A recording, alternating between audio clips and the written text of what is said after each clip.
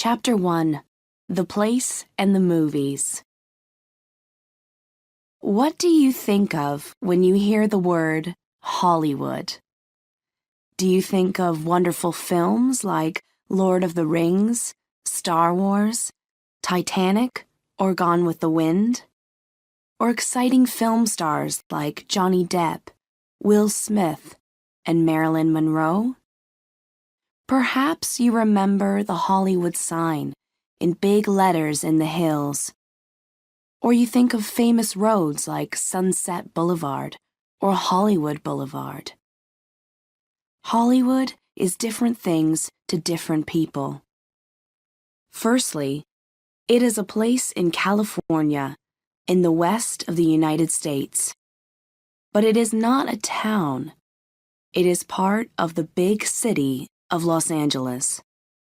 Los Angeles is the second biggest city in the United States, and it has nearly 4 million people. About 200,000 of them live in Hollywood, in the northwest of the city. Of course, Hollywood is not only a place. When we talk about a new Hollywood movie or the latest Hollywood star, we are talking about the American film industry. It is the most famous film industry in the world, with a long and interesting story. Today, most movies are made near Hollywood, not in it. But everybody calls them Hollywood films. And films and movies are the same thing. Hollywood is not only famous for films.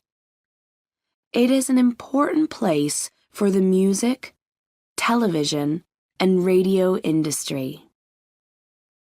The television show Hannah Montana, with the singer Miley Cyrus, was made at a TV studio in Hollywood. The movie industry began in Hollywood in the early 20th century. Filmmakers came from across the United States and made films here. But why did people first move to Hollywood?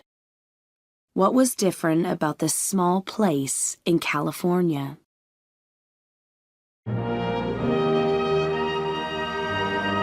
Chapter 2: The Village. Today, Hollywood is a part of Los Angeles, with many cars, shops, and hotels. But in 1853, there was nothing here, only one small house and lots of tall cactuses. At first, this place had the name Nopalera, after the many nopal cactus plants here. By 1870, farmers began to move to the area, and they called it the Cahuenga Valley. This part of California is famous for its nice weather. The Santa Monica Mountains to the north stop the wind. There are more than 260 days of sun every year, but only 37 days of rain. It is not cold in winter, and it does not usually go under 7 degrees Celsius here. These early farmers brought orange and other trees with them, and the trees did well in the warm sun here. Soon, more people heard about the beautiful Cahuenga Valley and its wonderful weather. One man, Harvey Wilcox, and his wife, Data, often visited the area on a Sunday. They loved the quiet roads with their green trees. Harvey bought land in the valley and he made it into smaller parts. He wanted to sell the land to people for houses. In early 1887, Data went to see her family in a different part of the United States. On her visit, she met a woman. This woman talked happily about her home and her land near Chicago. It was called Hollywood. Data loved this name, and she could not forget it. When Data arrived home, she told Harvey about it at once. Harvey liked the name too, so he gave the name Hollywood to their land in the Cahuenga Valley. And so, Hollywood got its name, people think. By 1900, 500 people lived in the area, and there was a small hotel, some shops, and a newspaper, the Cahuenga Suburban. The most important street was called Prospect Avenue. It was a quiet street with trees and gardens along it. In 1903, a bigger and more beautiful hotel was built. This was the famous Hollywood Hotel, and it had 33 rooms for visitors. Soon, rich people came to the area. They bought land and built nice houses with wonderful gardens. Of course, all these gardens and trees needed water, and Hollywood did not have much at this time. So, in 1910, the area became a part of Los Angeles, and it began to take some of its water from the city. At this time, Prospect Avenue changed its name to Hollywood Boulevard. By 1910, 5,000 people lived in the village of Hollywood. But soon, new people arrived from all over the United States and other parts of the world. What did they want? And why did they come here?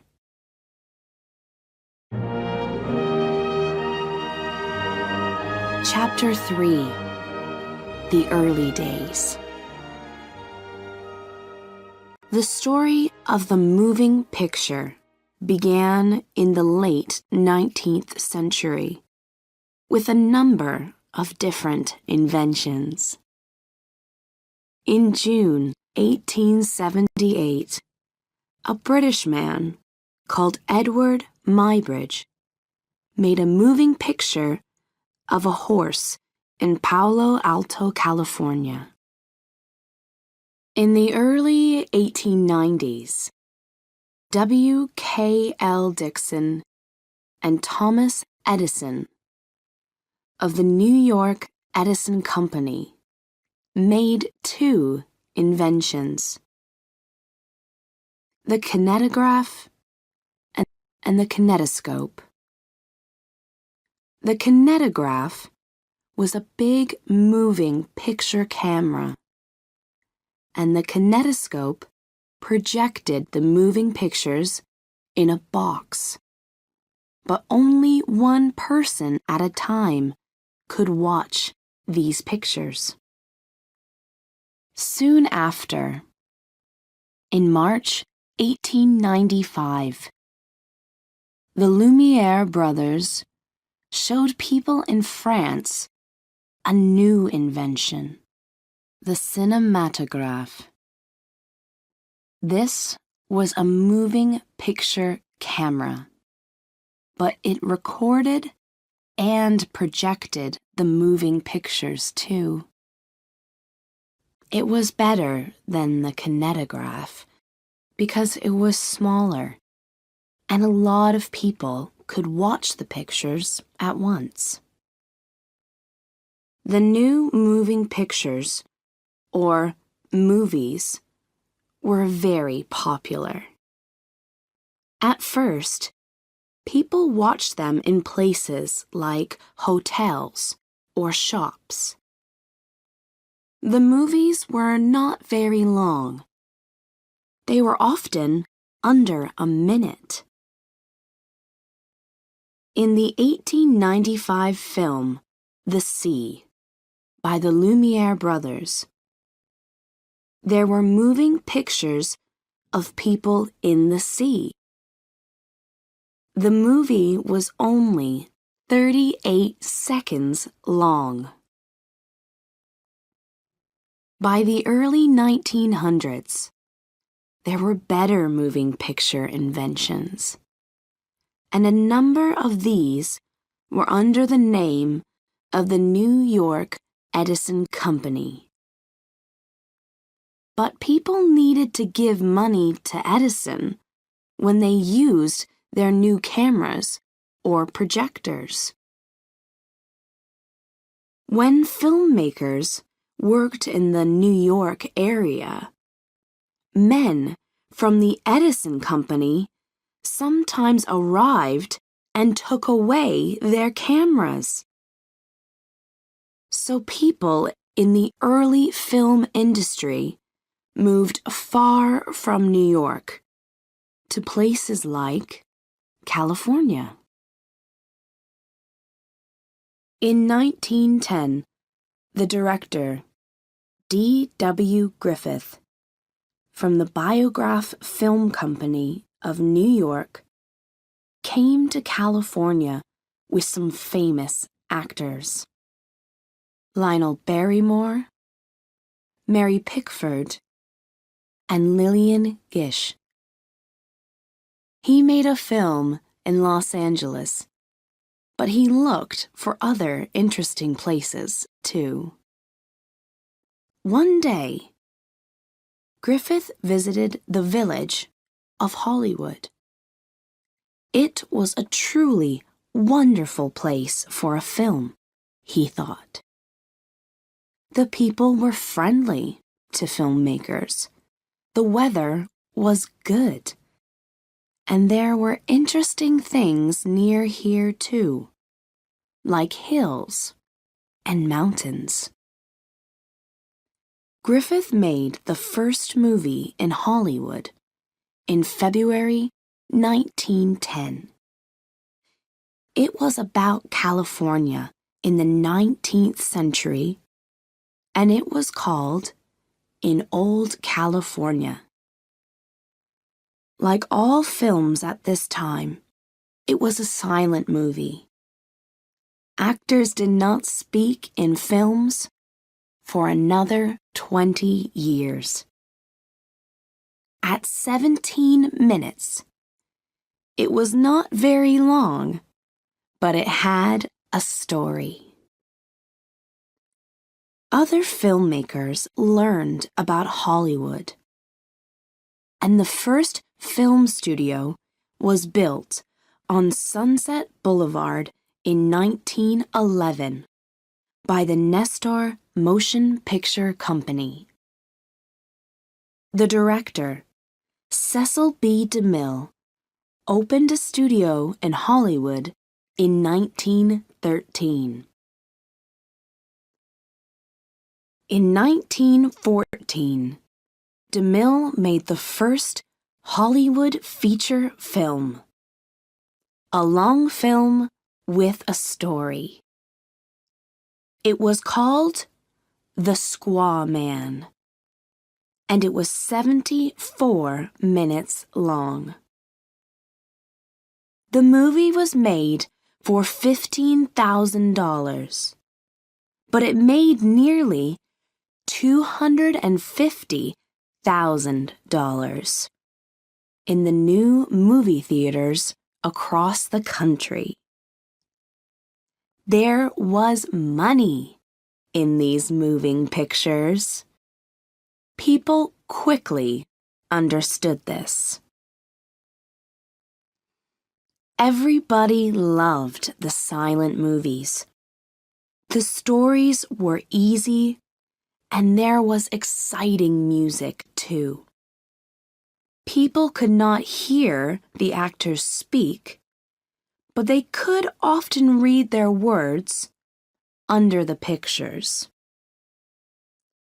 Soon, actors and directors from across the world came to Hollywood.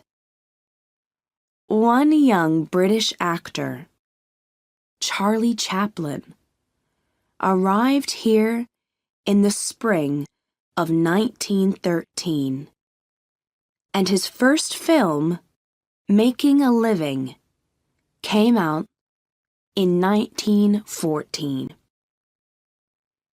In his next film, people met Chaplin's famous character, the Tramp. With his big trousers, small coat, and black hat. Everybody laughed at his sorry face. The Tramp was a very popular silent movie character, and Chaplin became famous all over the world. But he was not only an actor. He wrote stories and music for films, and he was a director, too. Chaplin opened a studio in Hollywood in 1917, and many of his movies, like The Gold Rush of 1925, were filmed here. In 1917, a 22-year-old Italian man came to Hollywood. Directors liked his wonderful dark hair and his beautiful brown eyes, and he soon had small parts in silent movies. In the 1920s, he was the star of popular films like Blood and Sand. Women all over the world loved him, and they cried at his films. What was his name? Rudolph Valentino. Valentino was one of the first movie stars. Photographers ran after him in the street, and his picture was always in the newspapers. He lived like a true Hollywood star and often stayed in the Hollywood Hotel, always in room number 264.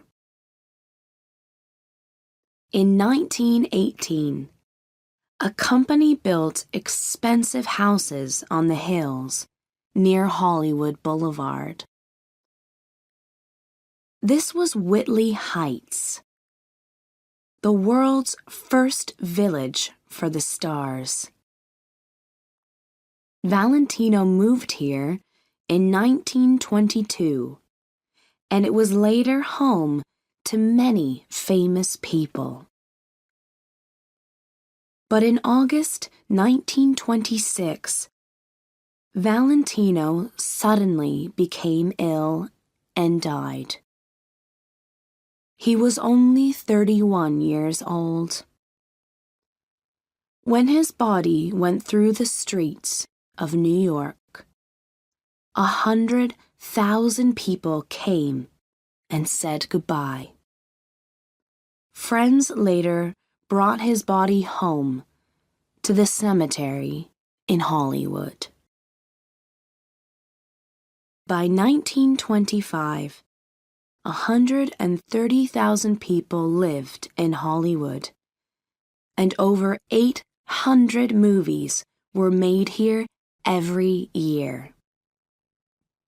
Nearly all films were black and white in the 1920s.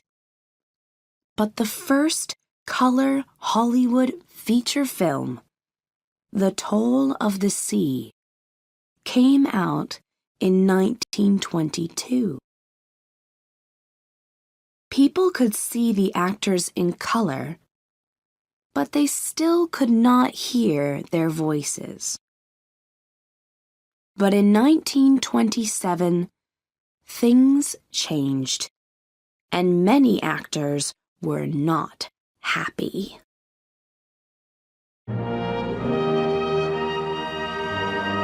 Chapter 4: The Big Studios. In 1927, the big Hollywood movie was The Jazz Singer, with actor Al Jolson. Across the United States, film directors talked about it, newspapers wrote about it, and everybody wanted to see it. But what was important about this new film? When people went to see The Jazz Singer, they could hear the actors' voices. It was one of the first talkies, and it changed the movie world. Directors did not suddenly stop making silent films, but by 1929, most Hollywood studios made talkies. For silent movie actors, the change was not easy. Some had bad voices, and others could not remember their words. A number of silent stars lost all their work and never made a film again. Later, the wonderful 2011 French film, The Artist, looked back at this time in Hollywood. By the late 1920s, there were 20 film studios in Hollywood. The most important were called the Big Five. They were 20th Century Fox, MGM, RKO, Warner Brothers, and Paramount Pictures. They owned buildings in Hollywood, but they began to build studios in the valleys near here too. These studios were very important at this time. They made about 90% of the feature films in the United States, and they owned nearly all the movie theaters too. When Paramount opened a new movie theater, for example, that theater could only show Paramount films. The studios often showed films for the first time at Hollywood movie theaters. These first nights, or premieres, were sometimes at the famous Grauman's Chinese Theater on Hollywood Boulevard. Like many movie theaters, it was beautiful and very big. 2,258 people could watch movies there. The studios had long contracts with their stars, and actors often stayed with their studio for years. MGM had the actors Clark Gable, Jean Harlow, and Greta Garbo. When people saw them in a film, they understood at once. It was an MGM movie. Thousands of people worked for the studios. Writers, directors, drivers, builders, and of course, actors. There were famous stars and also extras. Actors with very small parts. The director, Cecil B. DeMille, was famous for his epics. Long, expensive films with lots of music and hundreds of extras, like his film Cleopatra in 1934. People from across the world came to Hollywood. They all wanted one thing: to become a film star. They worked in old hotels or cheap shops and then looked for work in the movies. Many went to a company called Central Casting on Hollywood Boulevard. Central Casting found extras for all the big films. In the late 1920s, the names of 17,000 people were on its books. The world of Hollywood was not easy. Only a small number of directors and stars made a lot of money. In the early 1930s, there was the Great Depression in the United States. Companies closed and people were without work. At first, things were not bad in Hollywood, but by 1933, shops and hotels closed here too. But movie theaters were popular in the Great Depression. When audiences watched a movie, they could forget everything for an hour or two. There were different types of films. Every type had its usual story, and audiences understood these. One type of movie was the horror film. People loved to feel afraid when they saw these. In 1931, the first big, talky horror film came out. It was Dracula, with the Hungarian actor Bela Lugosi. His dark eyes, white face, and slow, cold voice became famous. And soon, he was the star of many Hollywood horror films, like Son of Frankenstein. In the 1930s, Hollywood made musicals, films with music and singing too. Two famous actors in musicals were Fred Astaire and Ginger Rogers. But they did not only sing, they danced beautifully too. Their 1935 film, Top Hat, has one of the most famous dances in the story of Hollywood. Not all Hollywood films had actors in them. A young man called Walt Disney moved to Hollywood in 1923 and opened a cartoon studio. He made small, black and white cartoons here with his brother. In 1934, they began a new type of cartoon, a color feature film called Snow White and the Seven Dwarfs. They finished the film 3 years later, in 1937. When it came out, the audiences loved everything about it. The music, the story, and the beautiful colors. 2 big color movies opened in 1939.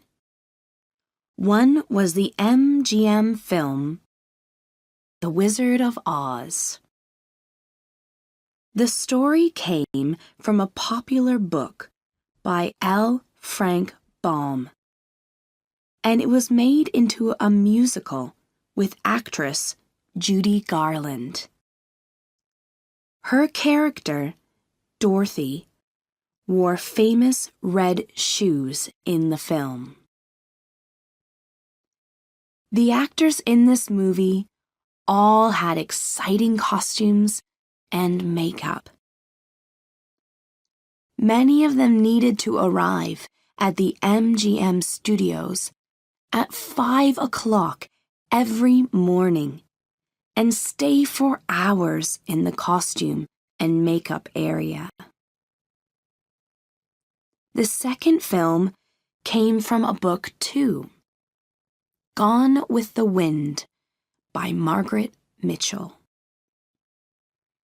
The movie was about the war in the United States in the 19th century, 1861 to 1865, and it was a true epic. It had 50 actors with speaking parts, 2,400 extras, 1,100 horses, and it was 3 hours and 58 minutes long. Millions of people saw Vivien Leigh and Clark Gable in this exciting love story. At the time, Gone with the Wind was the longest feature film, and it made more money than any other film, too. 1939 was the best year for films from Hollywood studios, people say. But in the 1940s, the part played by the studios changed.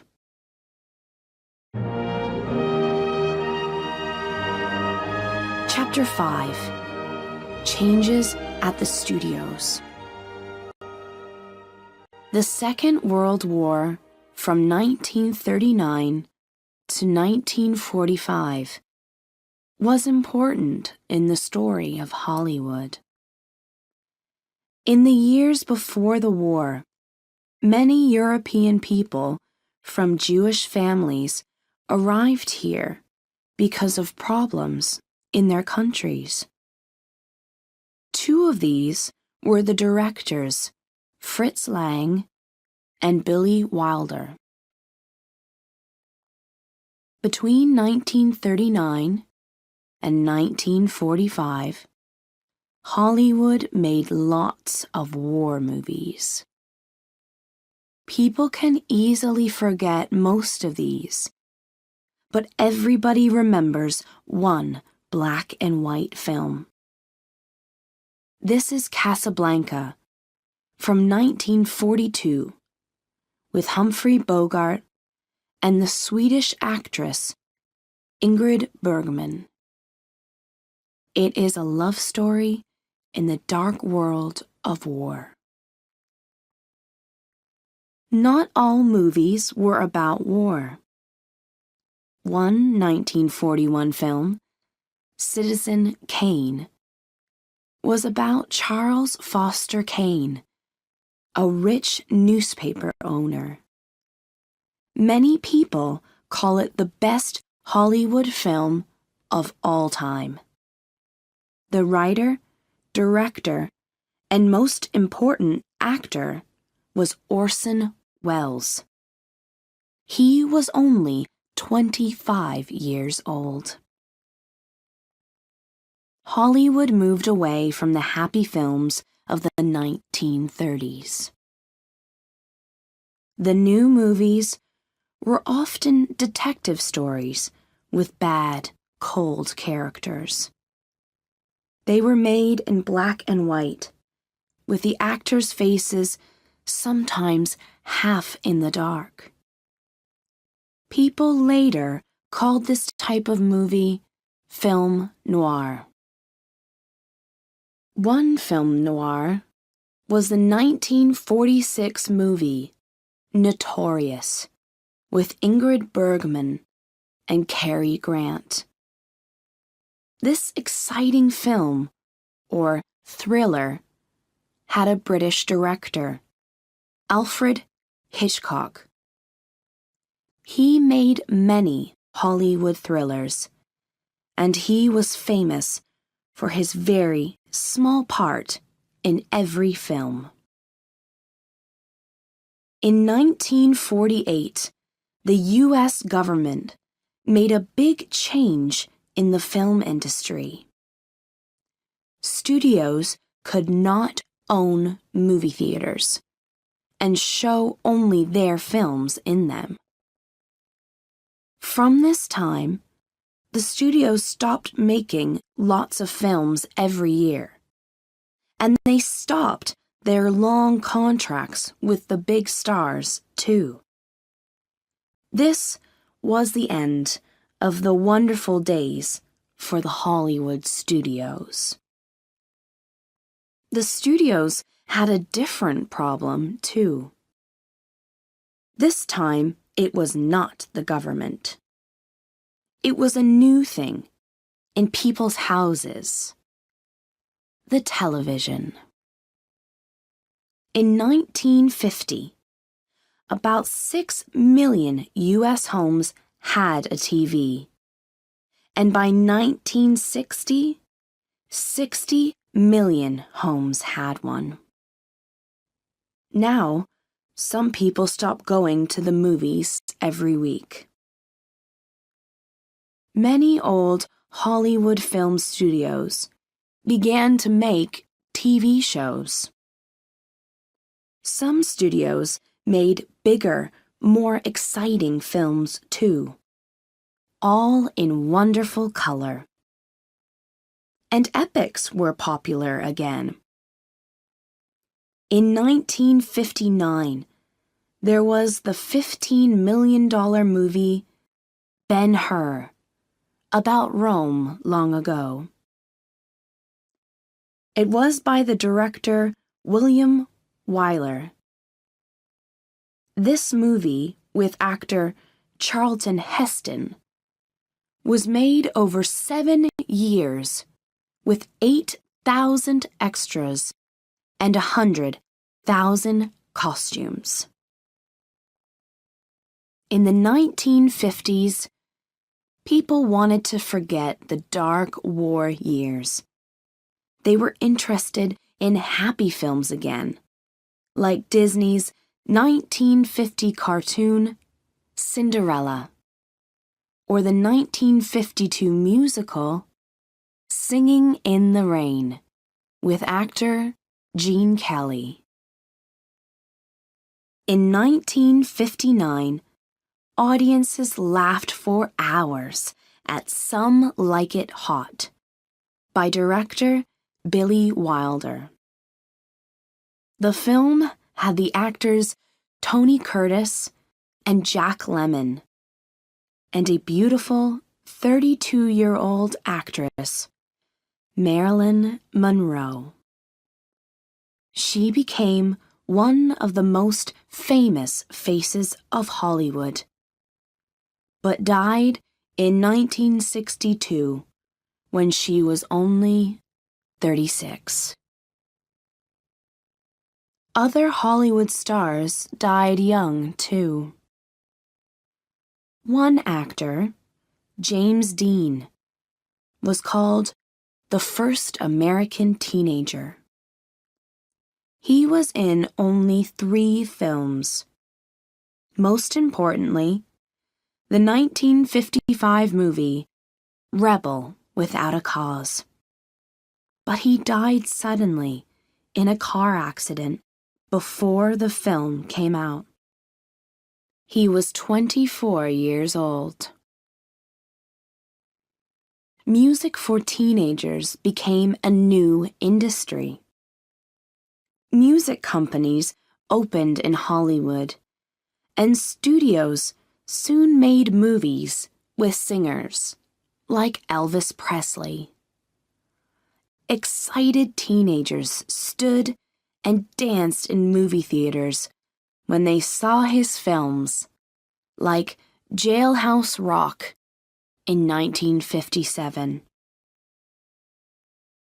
But the 1960s was a bad time for the Hollywood film industry.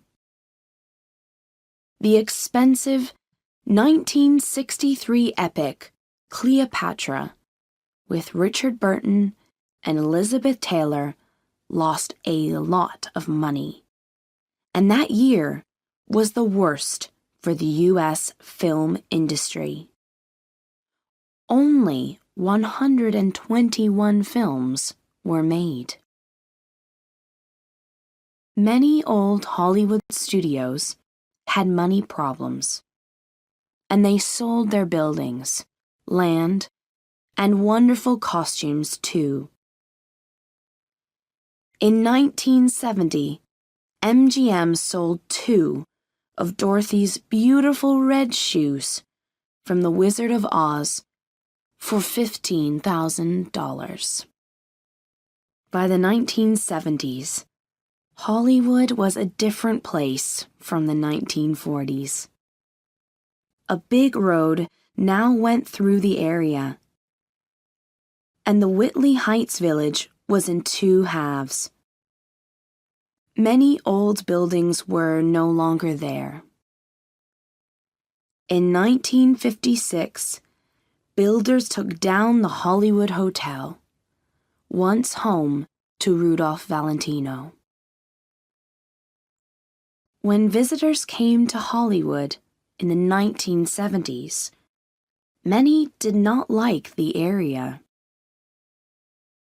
They found dirty streets, bad hotels, and cheap shops. Most film stars now lived in other parts of Los Angeles, like Beverly Hills. The old world of Hollywood was dead.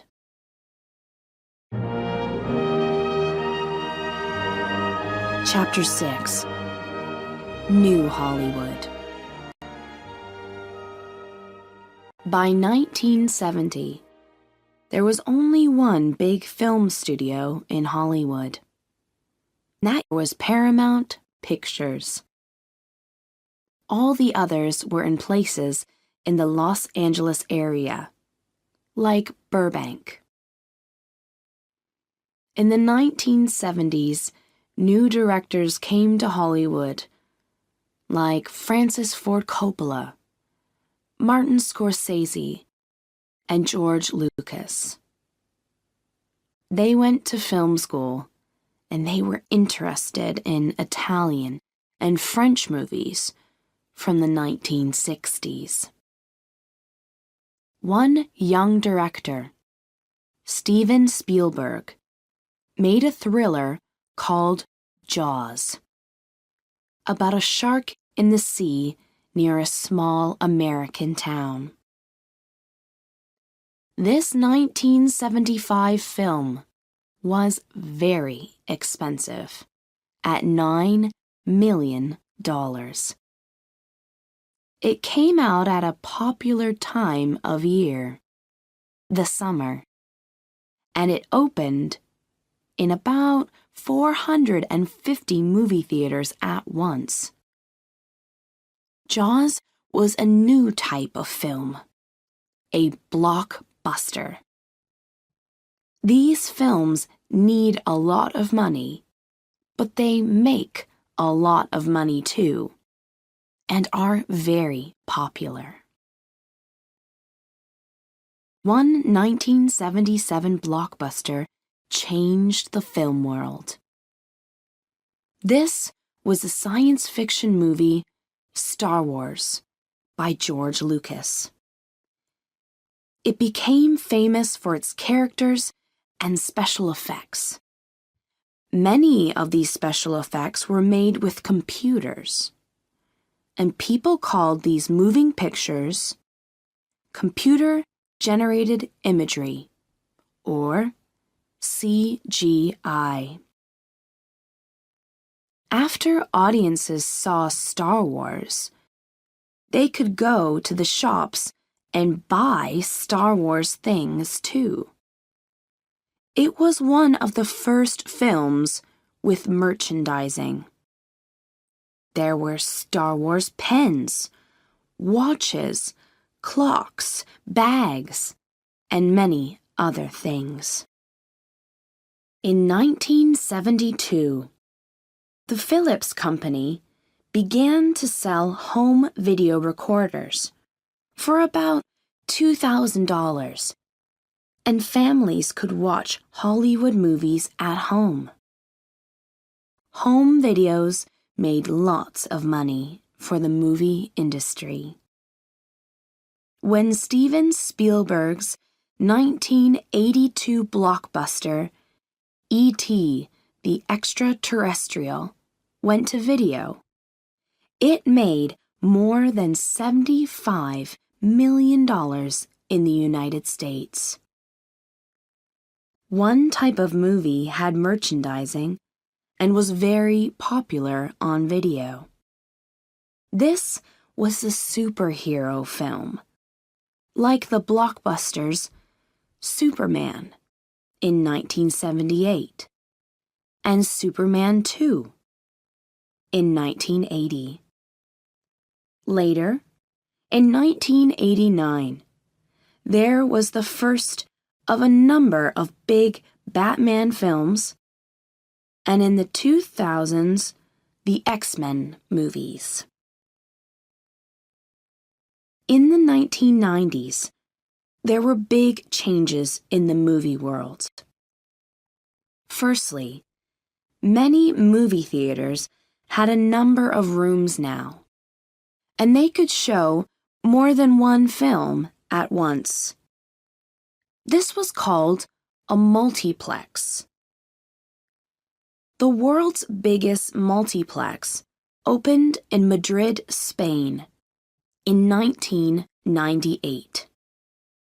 It could show 25 different films at once to 9,200 people.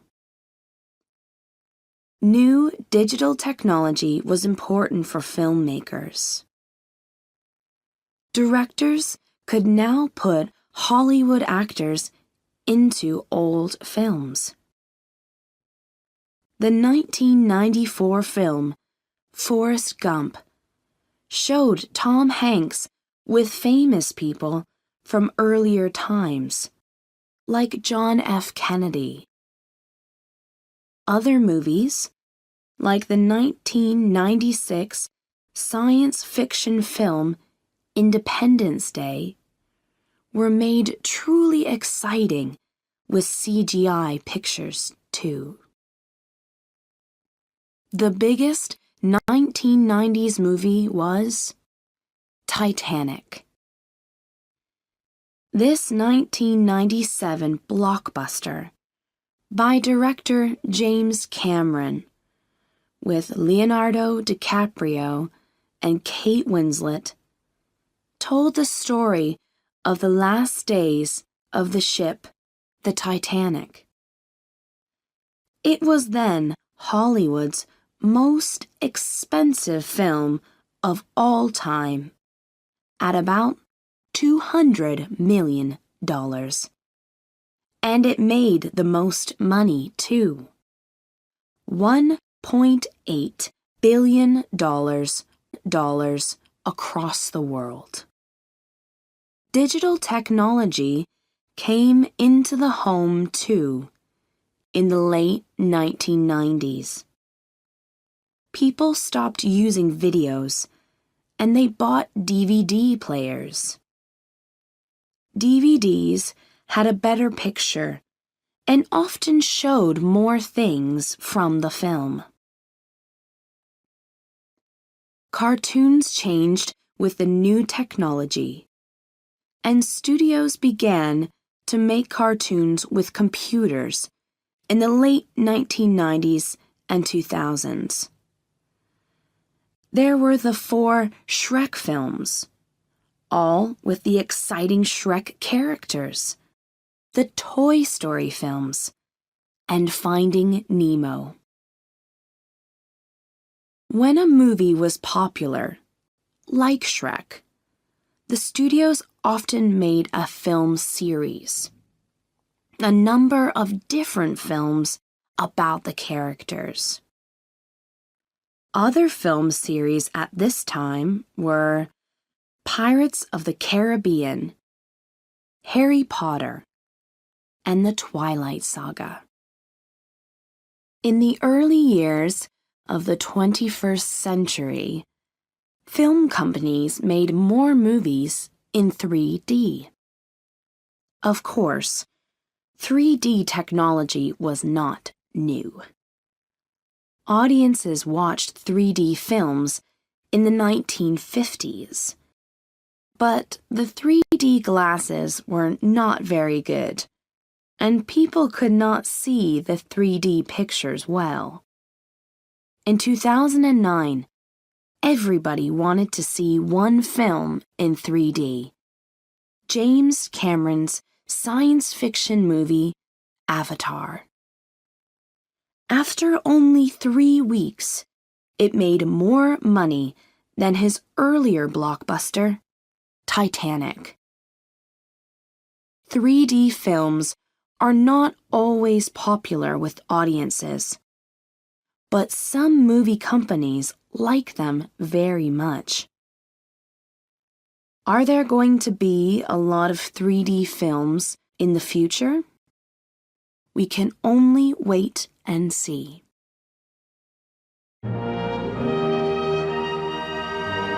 Chapter 7: Outside Hollywood. Not all Hollywood films are made in the United States. Directors sometimes take their actors to a different country because it is important for the story. In the 1950s, there were Hollywood films in cities like Paris or Rome. For example, the 1953 love story Roman Holiday with Gregory Peck and Audrey Hepburn. Other directors are looking for a good place for their science fiction film or horror movie, and they find this place in a different country. Parts of 4 Star Wars films were filmed in Tunisia. The 3 Lord of the Rings movies were made in New Zealand. Some of The Bourne Legacy was filmed in South Korea, and parts of the Twilight Saga, Breaking Dawn, were made in Brazil. Sometimes Hollywood movie companies go to other countries because it is cheaper. Some governments want to bring filmmakers to their country because it gives work to their film industry. These governments often give money to the movie companies when they make films in their countries. Some Hollywood films are now filmed in Canada, or perhaps Australia, Hungary, Germany, or the UK. The US film industry makes about 500 films every year, but it is not the world's biggest filmmaker. India makes more than 1,000 feature films every year, and many of these are made in Bollywood. Bollywood is not a place. It is the name for the film industry in Mumbai, the biggest city in India. In Bollywood films, people speak Hindi. People began to use the name Bollywood in the 1970s, and it comes from two different words. These are Bombay, the old name for Mumbai, and Hollywood. Bollywood films are very popular in India and other countries. In 2009, people across the world bought 3.6 million tickets for Bollywood films. In that year, people bought 2.6 million tickets for Hollywood films. Bollywood films are different from Hollywood films because there is always music and singing in them. When a new Bollywood movie comes out, people often buy the music and listen to it at home. In India and other countries, Bollywood film stars are more important than any Hollywood stars. For example, the actor Shah Rukh Khan is in more than 70 Bollywood films, and he is one of the biggest stars in India.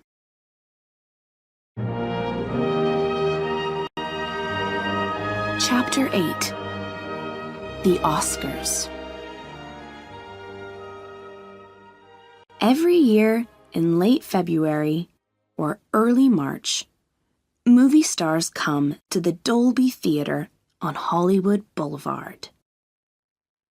The women wear beautiful dresses, and the men put on expensive suits.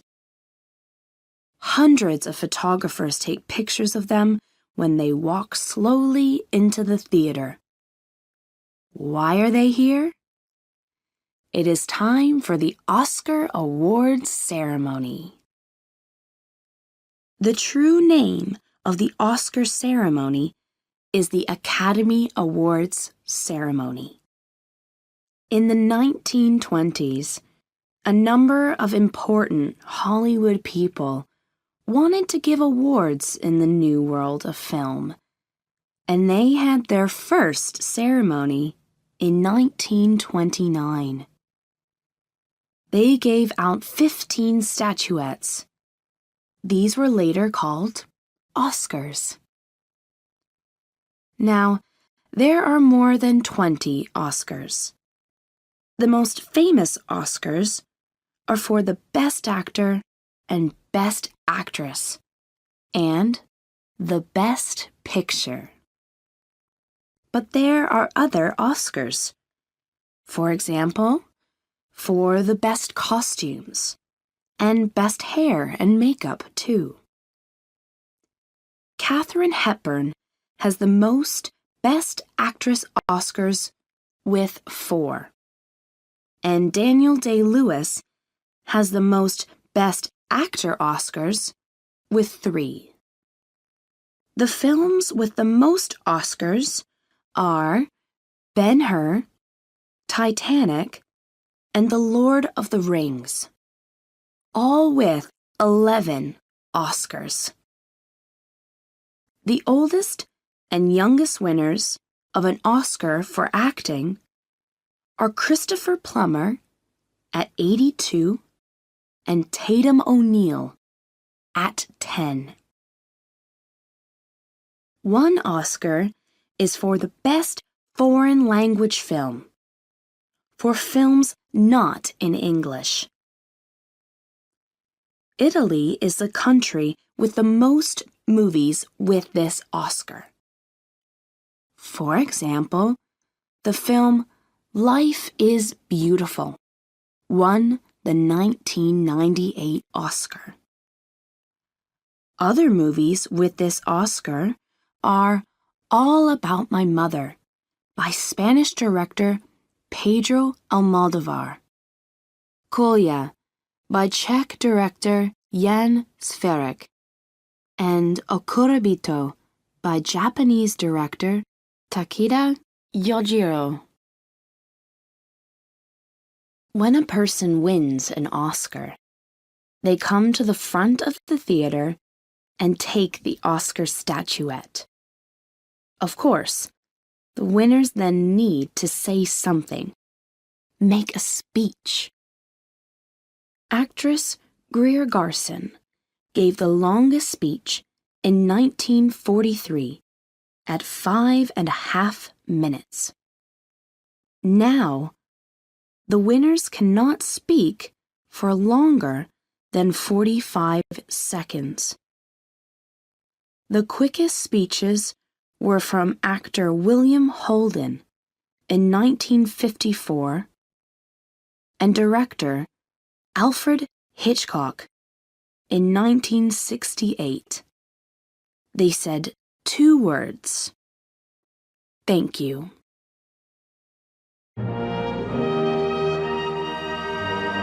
Chapter 9. Grauman's Chinese Theater. Grauman's Chinese Theater at 6925 Hollywood Boulevard is perhaps the most famous of the old Hollywood places. Its name comes from Sid Grauman, one of its first owners. Grauman opened it in 1927 with the film stars Douglas Fairbanks and Mary Pickford. In 2013, it changed its name to TCL Chinese Theater, but many people use the old name. Visitors to Grauman's always go to the front of the movie theater. There, outside the building, they can see the names and prints of nearly 200 famous people in concrete. They are mostly prints of hands and feet. There are different stories about the first footprint. One is about a star of silent films called Norma Talmadge, a friend of Sid Grauman's.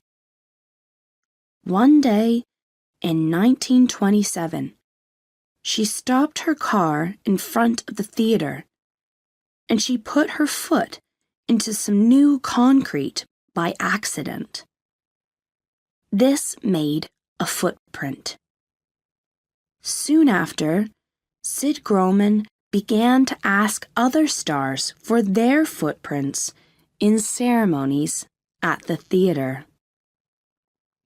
Later, there were the prints of stars and directors like Cecil B. DeMille, 1941, John Wayne, 1950, Marilyn Monroe, 1953, Tom Cruise, 1992, Samuel L. Jackson, 2006, and Robert Pattinson and other Twilight actors in 2011.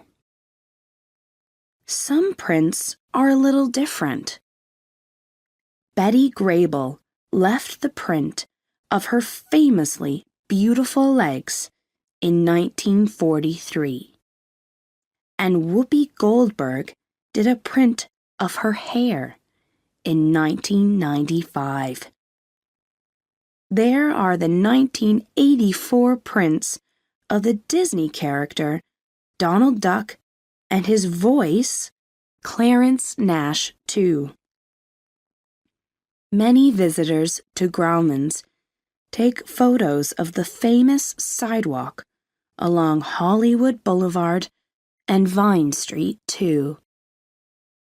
This is called the Hollywood Walk of Fame.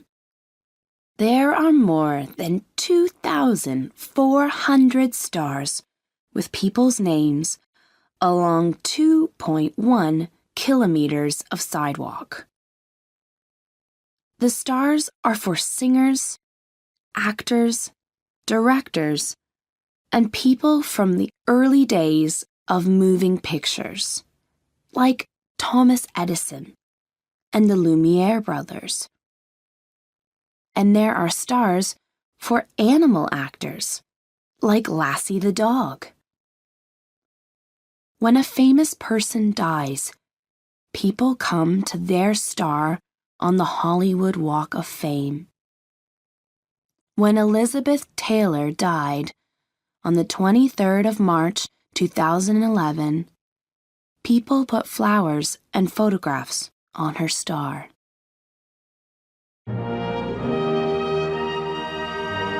Chapter 10: A Visit to Hollywood.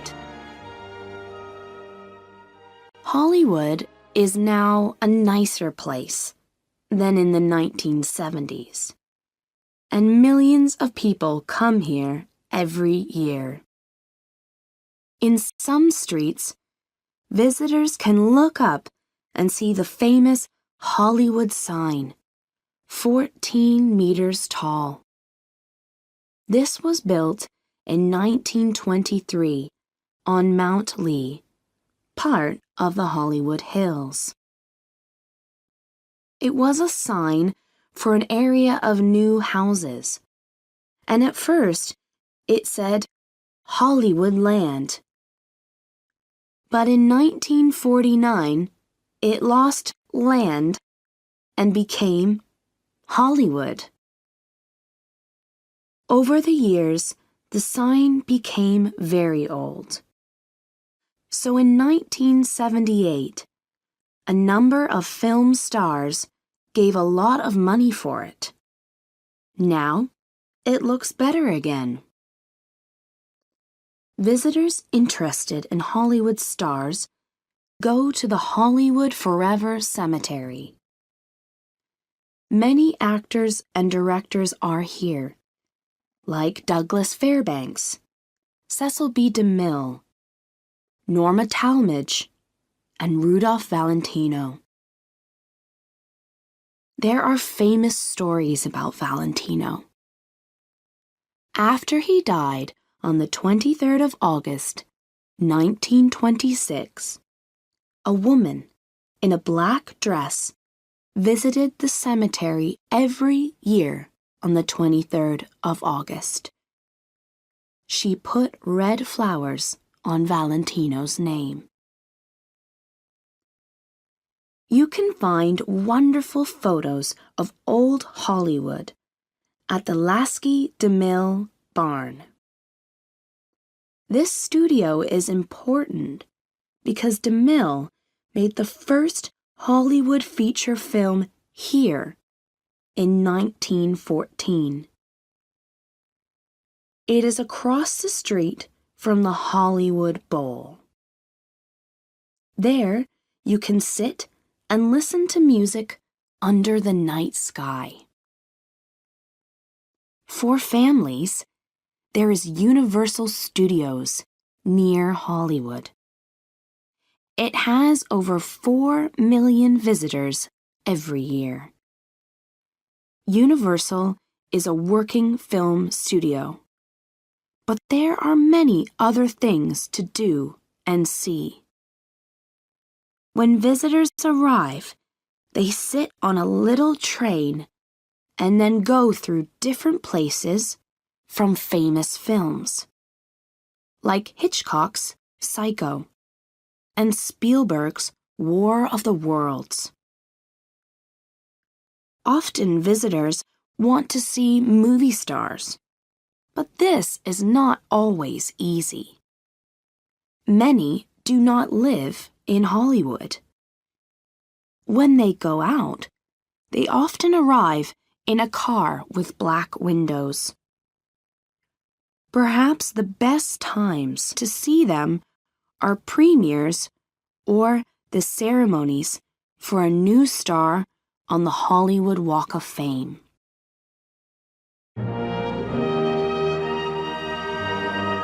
Chapter 11: Changing Hollywood. In the early 1900s, nobody knew about the quiet village of Hollywood. But in 1910, the first filmmakers arrived, and then the studios opened. By the 1920s, it was more famous for movies than any other place. Soon, when people talked about the American film industry, they said one word: Hollywood. Over 100 years after Hollywood began, its films never stopped being popular. In 2011, Hollywood films sold $32.6 billion in movie theater tickets across the world. Hollywood movies are becoming more popular in countries like China, with $2 billion in tickets sold there in that year. But of course, Hollywood has problems too. People do not always watch films at the movie theater, on TV, or on DVD now. Some watch the latest Hollywood films on the internet, and sometimes this is free. This loses Hollywood billions of dollars, some people say, and it is very bad for the movie industry in the years to come. But Hollywood is built on a long and truly wonderful story of famous actors, directors, and film studios, and it is not going to stop anytime soon.